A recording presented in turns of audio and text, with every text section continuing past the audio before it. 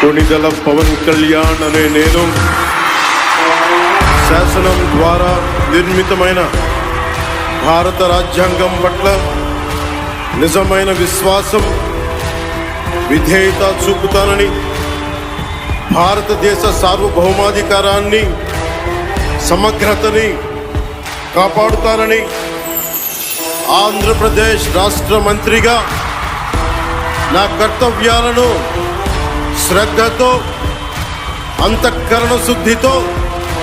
నిర్వహిస్తానని, భయం గాని, పక్షపాతం గాని, రాగద్వేషాలు గాని లేకుండా